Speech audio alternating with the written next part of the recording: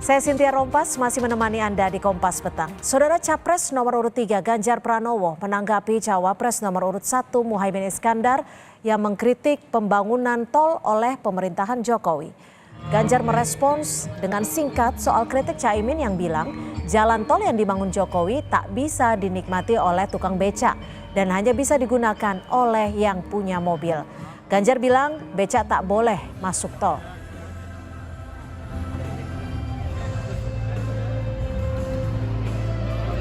Ganjar, Caimin sebut tol tidak bermanfaat untuk tukang becak. Kalau Pak Ganjar sepakat atau ada pandangan lain, Pak? Perhatian dan kehadirannya pada pagi hari ini. Selamat siang dan dirgahayu Universitas Gadjah Mada. Boleh masuk tol. Makasih.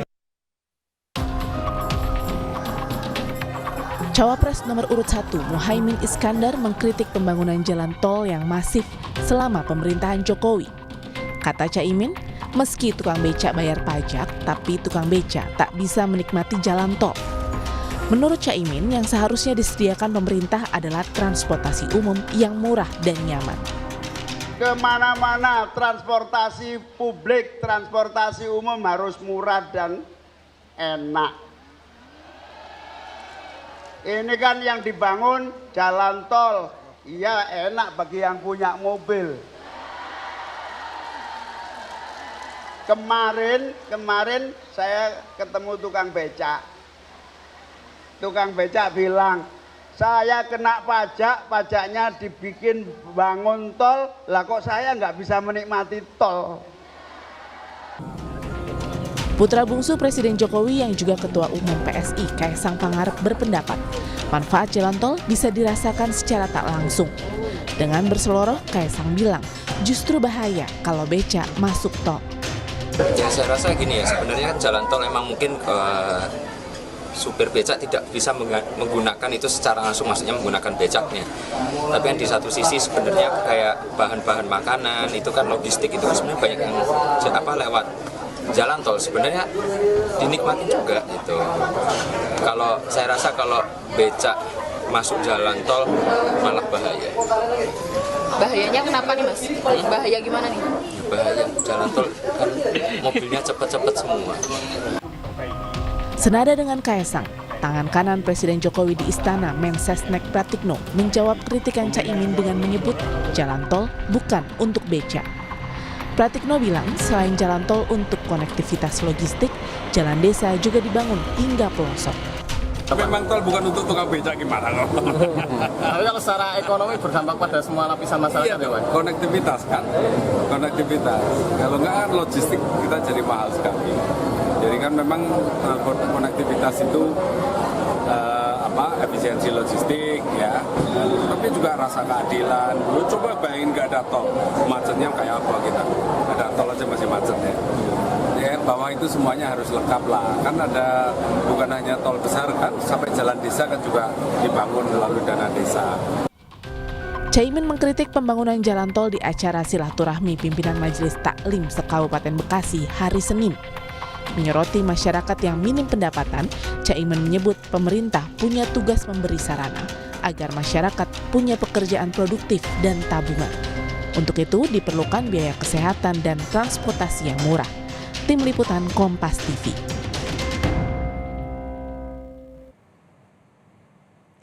Cawapres nomor urut 1 Muhaimin Iskandar mengkritik pembangunan jalan tol yang masif dikerjakan pemerintahan Jokowi. Caimin menyoroti isu ketidakadilan karena tak semua kalangan bisa menikmati jalan tol. Apakah kritik Caimin atas kebijakan Jokowi merupakan bagian dari adu gagasan perubahan atau sekedar retorika Pilpres belaka? Kenapa pula kritik ini baru disampaikan sekarang oleh Caimin yang partainya adalah PKB masih mendukung pemerintahan Jokowi? Sudah bergabung dengan kami tenaga ahli utama Kantor Staf Presiden Pak Johannes Joko, dan kami juga masih berupaya untuk menghubungi Wasekjen PKB Bapak Daniel Johan. Halo, selamat sore Pak Johannes. Terima kasih sudah bergabung bersama kami. Cynthia, selamat sore para pemirsa Kompas TV. Ya, terima kasih. Atas kritikan Caimin, bagaimana nih Kantor Staf Presiden menanggapinya? Ya yang pertama mungkin Caimin udah lupa kali ya Mbak ya, sudah lama tidak merasakan naik kendaraan umum yang lewat jalan tol begitu. Karena yang kita tahu kan jalan tol itu selain gunakan mobil pribadi, dia juga digunakan oleh angkutan umum maupun angkutan barang. Nah, mungkin Caimin selama ini terbiasa dengan menggunakan mobil pribadi sehingga perspektifnya ya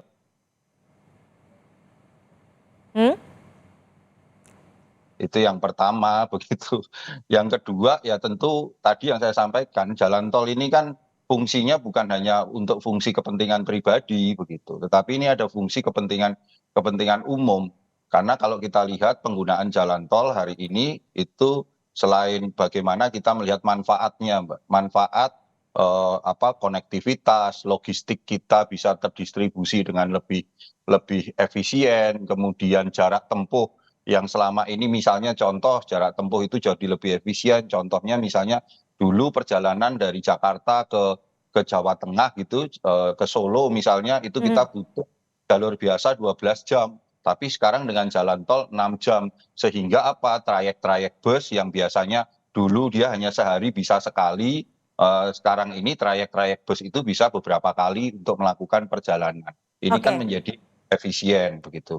Termasuk juga misalnya dulu teman-teman para petani kita ketika mereka panennya sayurnya misalnya ingin didistribusikan ke kota-kota besar di bagian area barat begitu, atau misalnya petani-petani yang ada di daerah Palembang begitu ingin mendistribusikan ke Jakarta butuh waktu dan mereka khawatir dengan hasil panennya bahwa hasilnya bisa busuk gitu hasil panennya, tapi sekarang waktunya lebih singkat sehingga mereka ada keyakinan bahwa hasil panennya bisa terdistribusi dengan baik dan dengan harga yang lebih baik juga begitu, Mbak. Baik, Pak Yohanes, jadi menurut Anda apakah kritik dari Caimin ini hanya berupa gagasan perubahan atau memang retorika pilpres saja nih?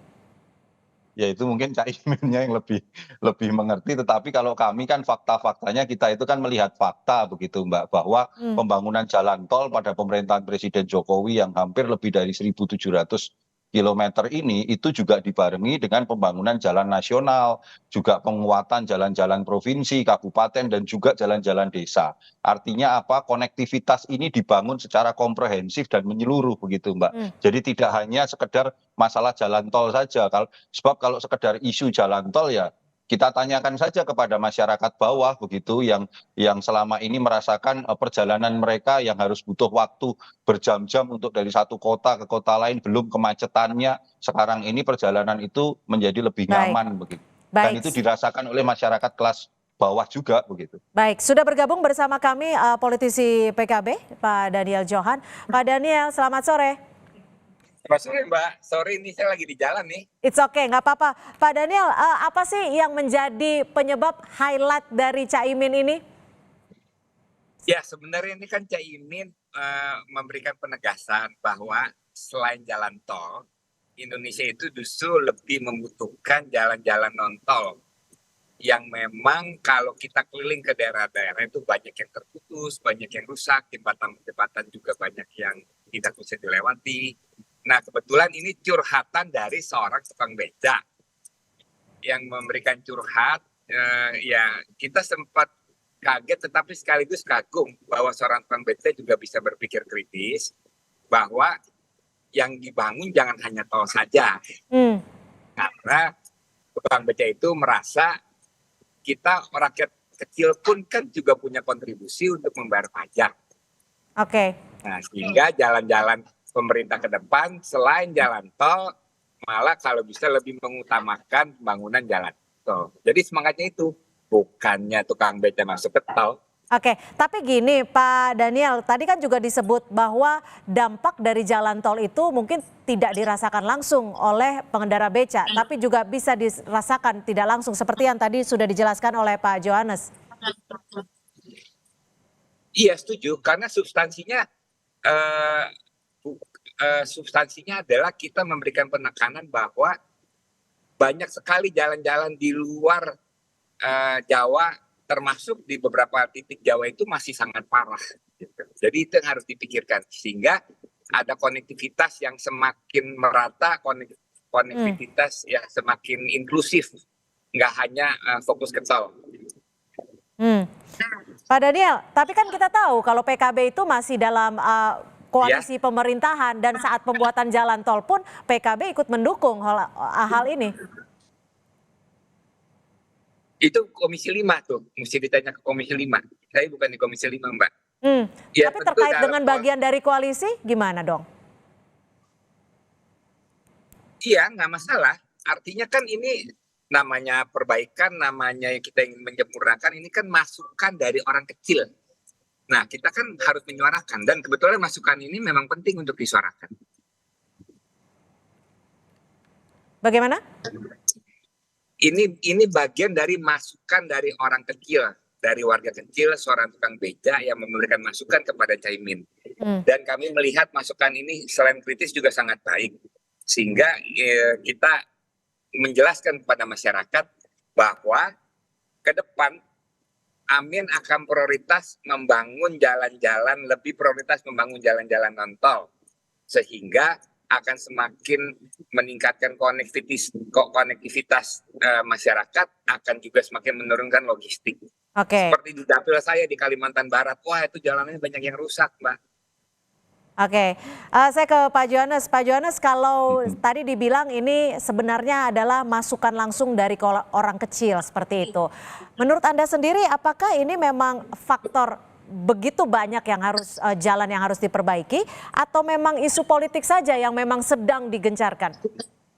Ya kalau menimbang apakah itu isu politik atau tidak, kembali lagi Mbak, KSP itu kan kita ngomong tentang fakta begitu kan. Kalau faktanya hari ini selain jalan tol itu ada jalan nasional yang dibangun oleh Bapak Presiden Jokowi dalam pemerintahan ini tuh hampir sekitar 6.000 kilometer lebih jalan nasional. Belum lagi kita bicara bagaimana penguatan jalan-jalan desa melalui dana desa.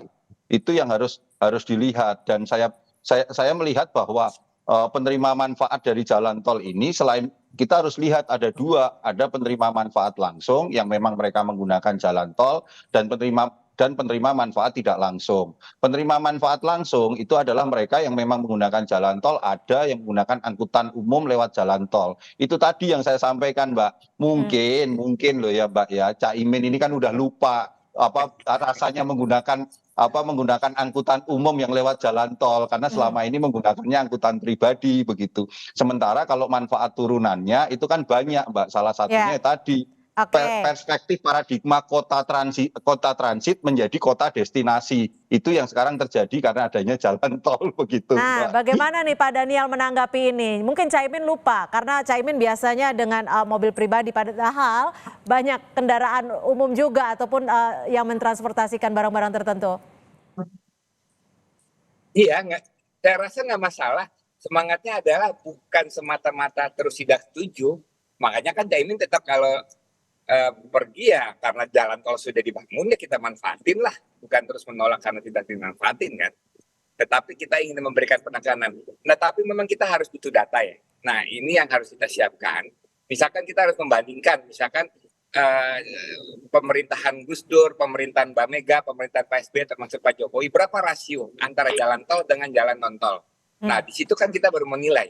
Tentu pasti pemerintahan Pak Jokowi selain membangun jalan tol, jalan non-tol juga dibangun. Tetapi seberapa panjang rasionya itu yang nanti menjadi pertimbangan. Nah, sementara di kita, nanti Amin itu akan lebih prioritaskan jalan non-tol. Sehingga masyarakat di pedalaman itu yang jalannya rusak, pembangunan jalannya kilometernya akan lebih panjang. Pak Daniel, tapi apa sih yang menjadi penyebab jalan tol ini yang di-highlight? Apakah memang ini salah satu bentuk retorika yang ingin diserang kepada Jokowi, atau memang untuk menyesuaikan market audience yang jadi target kampanye? Saya nggak paham, tapi yang pasti kalau nyerang harusnya enggak ya. Kalau nyerang harusnya enggak, karena kita bukan semangat menyerang, tetapi ini semangat untuk perubahan yang akan dilakukan oleh Amin, salah satunya adalah kebijakan dalam rasio jalan. Pak Johannes, kalau Pak Jokowi sendiri merasa diserang oleh koalisi sendiri nggak sih? Karena ini kan PKB. Kalau hal itu kami belum terupdate begitu Mbak, bagaimana sikapnya Bapak Presiden, tetapi ya tentu apapun lah bentuk pendapat dalam era dalam era menjelang pemilu ini kan sebagai statement politik yang harus kita hargai gitu Mbak. Jadi belum ada update terkait respon Presiden seperti itu ya? Ya Pak Pratik mungkin kemarin yang disampaikan Pak Pratik itu mungkin bisa mewakili Bapak Presiden begitu. Oke, Pak Daniel, ini kan kritik dari Caimin ini dijawab juga atau ditanggapi oleh Kaisang, Ketua Umum PSI dan juga Pratikno. Bagaimana Anda membaca hal ini? Ya nggak masalah, kan saling merespon, saling memberikan pendapat itu baik, ada dialog kan. Nggak satu arah gitu, sehingga juga masyarakat kan bisa menilai. Oke, lalu nanti apakah ini akan menjadi bahan yang akan disampaikan juga saat debat hari Jumat nanti? Kemungkinan, karena toh ini sudah diangkat kan, saya rasa akan juga ada pertanyaan itu dan mungkin juga Caimin akan menjelaskan, karena salah satunya kan mengenai infrastruktur. Oke, Pak Daniel, ini kan sebenarnya tadi Anda menyebutkan bahwa ini adalah masukan dari rakyat kecil yang tidak merasakan dampaknya langsung. Tapi kalau dilihat dari survei, faktor kepuasan kepada pemerintahan Jokowi, pembangunan Jokowi ini juga masih tinggi. Bagaimana Anda merespon ini? Ya bagus, karena kita juga melihat itu sebagai hasil kan. Tetapi kan yang kita sampaikan itu merupakan keyakinan kita jalan perubahan dalam konteks bukan meniadakan yang sudah ada atau apalagi yang sudah baik, apalagi menghancurkan yang sudah baik, tapi meneruskan dan memperbaiki, menyempurnakan sehingga semakin kati apa yang menjadi harapan masyarakat. Oke, Pak Johannes melihat pro kontra dan juga respon dari masyarakat tentang pembangunan jalan tol ini bagaimana? Ya sejauh ini dari apa yang kami terima begitu, kami turun ke lapangan, kami juga berdialog dengan masyarakat, termasuk juga data-data dari berbagai lembaga survei ekonomi, bahwa memang adanya jalan tol ini, apalagi yang dikebut oleh Bapak Presiden, itu mampu betul-betul menjaga pertumbuhan ekonomi kita, apalagi di situasi pandemi, dan juga mampu membangkitkan daya saing berbagai wilayah dan juga perkembangan wilayah-wilayah, sehingga semakin sekarang banyak wilayah-wilayah yang daya saingnya kuat, kemudian mobilitasnya itu, yang dulu mobilitas itu selalu padat, misalnya kalau jalan tol Trans Jawa di Jawa itu selalu wilayah barat, sekarang sudah mulai ada pemerataan mobilitas begitu Mbak. Inilah sebenarnya yang harus menjadi titik tekan dari apa yang disampaikan oleh Bapak Presiden, dan kenapa tol Trans Sumatera juga terus diupayakan, yaitu adalah pemerataan pembangunan Indonesia sentris. Baik, terima kasih Yohanes Joko, tenaga ahli utama kantor staf Presiden, dan juga terima kasih Daniel Johal, politisi dari PKB, sudah bergabung bersama kami di Kompas Petang.